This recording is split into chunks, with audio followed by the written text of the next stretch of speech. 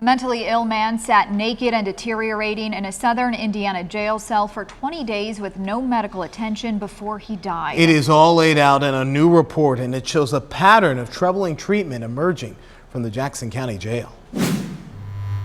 Joshua McLemore was a brother, a son, and a college graduate.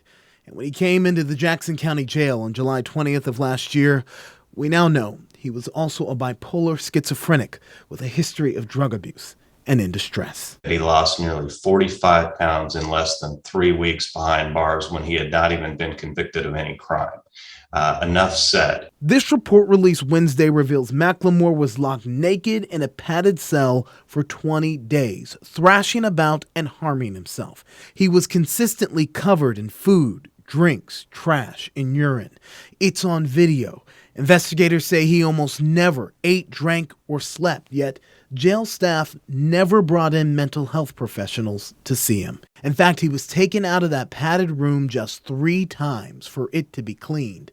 And in that nearly 3 weeks, only showered twice. Something happened that should not have happened. Nationally known civil rights attorney Ed Budd represents the McLemore family, and with the new report intends to file a federal lawsuit against Jackson County.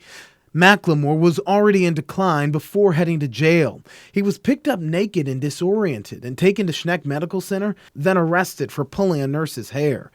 August 8th, when he was barely moving in the padded cell, according to the report, jail staff sent him back to Schneck. He died 2 days later from organ failure after not eating and drinking so long with an altered mental state.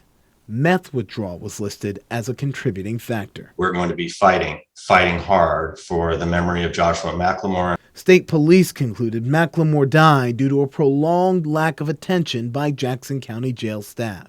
Yet prosecutor Jeffrey Chalfant decided not to file charges, saying reasonable care are matters of civil law, not criminal law.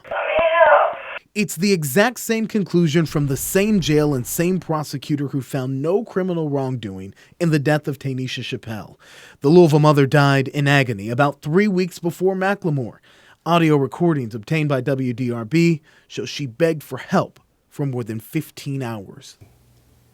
I just don't know how people could really listen to her cry out for help, could see, that she's just withering away and just not care. 2 inmate deaths 3 weeks apart, and now a documented pattern of neglect in the Jackson County Jail. Your viewers can make their own judgment about whether this should ever happen in an American jail. And I think that the answer that we'll be finding out is no. In not filing charges, the prosecutor basically says while McLemore was on video that no one at the jail was just watching his padded cell for those 20 days, so he didn't find purposeful neglect or intent to harm.